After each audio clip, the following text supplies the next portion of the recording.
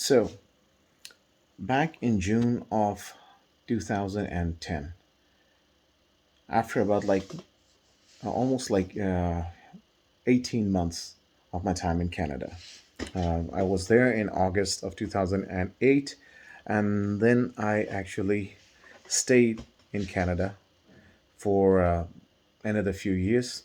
What happened was that I had decided to move in a separate location, in a separate residence from my brother and from my family. I decided to live alone so I could focus on my studies. I could focus on things that are more important. I could try to get a job, which I never could. I had no idea. And at that time, I started to see things very differently, and things started to change for me for the right and the wrong reasons. I just I used to work at a place called Cross Cancer.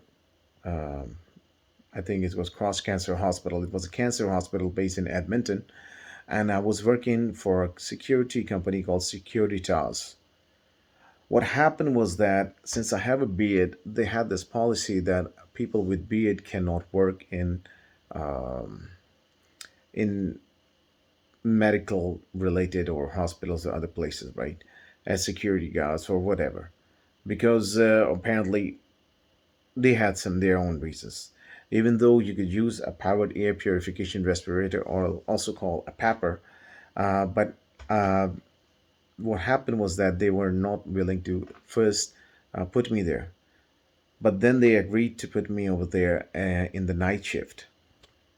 So in the night shift, I would do 4 days on and 4 days off. So it was a decent paying job, but I could not do anything important with it. Like I could not progress in my career with it because it was just a security guard job. And over there, when I was looking at some of the emails, the public emails that were being sent to, by different people, I realized that, man, like these guys, they are native Canadian speakers, but they can, English speakers, they're native Canadians, and they can't even spell certain words of English properly. So I certainly might be more qualified to do better jobs than these people. As the days went on, I just figured out that I was just my skills were not being appreciated. I was just being undercompensated and underappreciated in these jobs. So I had to look for better jobs. Unfortunately, every place that I applied to, either they wanted Canadian experience, or I don't know what happened was that they would just simply turn me down and just say that there was a hiring freeze, some other reason. Meanwhile, some of the other friends of mine who applied at the same position, they got jobs immediately because their names were like John and Anthony or whatever. So this was something that I actually started noticing. At the same time, I started noticing or facing racism in its form, as you would see on televisions.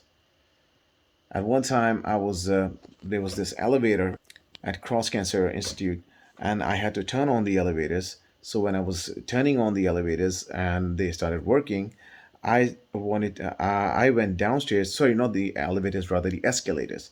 So I took the escalators going down into the basement. There was a bunch of old ladies coming up, and then they said, "Oh, well, like, look at this camel jockey."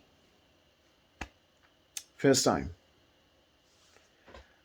Anyway, there were other subtle, you know, things or experiences of racism that I started noticing. At one time, I was taking what's called an LRT, okay, light rail transit. Because Edmonton is so cold, they did not have any subways. So they usually had like an ERT or Edmonton light rail transit systems.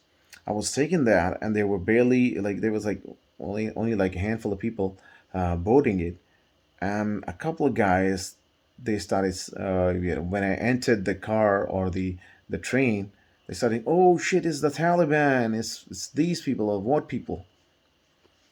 And well, that was the another experience. My brother who's not very well, he's kind of disabled.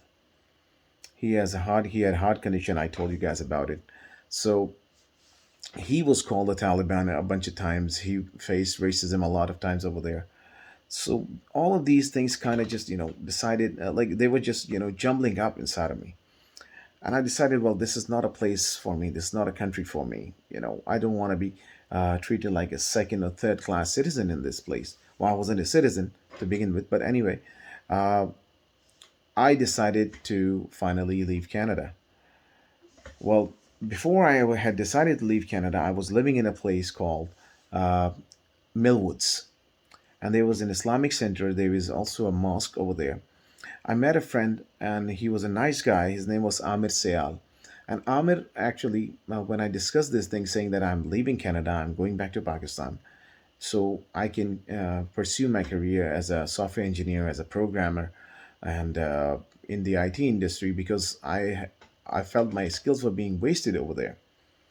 He told me not to go there, and he introduced me to a person called Bashir Awan, and he said there's this thing called SAP.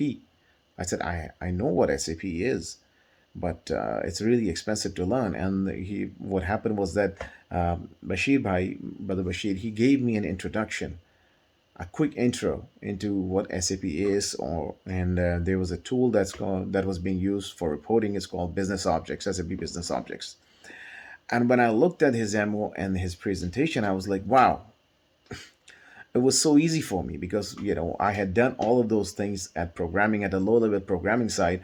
I had never used a GUI to do those things, and I said, well, this is a piece of cake for me. I can do these things. So he said, well, there's a course. It costs about $1,500. If you can do it, we can do something about placement and job. So there was first a line or first sign of hope for me to pursue my career in Canada. And if I could get it, I asked them, like, how much does it pay? And they said, well, you can make up to, like, you can make more, but you can usually make like 60, $70,000 a month. Oh, sorry, a year. So for somebody who was living off of $14 an hour, I could make like 50, 60, 70, 80, even $100 an hour. So that was something big for me. So I thought maybe that way I can help people, because I knew people were calling me from Pakistan asking for help, but I could barely make ends meet. So how could I help people in Pakistan? Anyway, so that's what happened. I did a 3 month course. I asked him if I could pay him in different in installments. So it was a 3 month course, and I paid him in 3 months installments. I developed the skills. He helped me build a resume, and he told me where to apply and how to apply, and he was very helpful in that. So for that, I owe him. Bashir Bhai, if you're watching this thing, I really owe you a lot. And he also helped me with references. Getting a job in 100% honest way in Canada, if you're coming from a third world country like Pakistan, is not easy. Just remember this thing.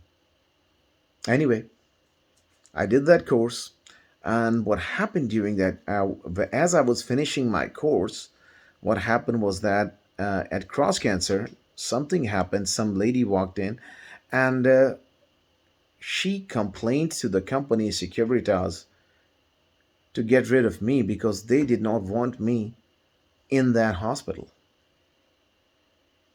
And I was like, what are you even talking about? I did like some kind of, I went to a meeting with them, and they said, well, the client doesn't want you there, so we can't do anything about it, right? So we have to get you out of that place.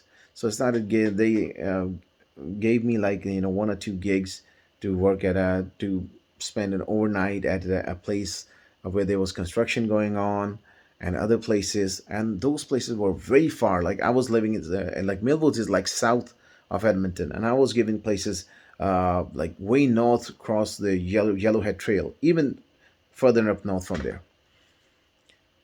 And well, I just told them like I can't do that anymore. So they were nice enough to lay me off, and I was on employment insurance. That happened, but less than a month later, after I had finished my course, it was a month and a half after that, I landed my first job. And that was at a place called Groundswell Group in Calgary. That's where things started getting interesting. Anyway, 10 minutes are up. Till the next video.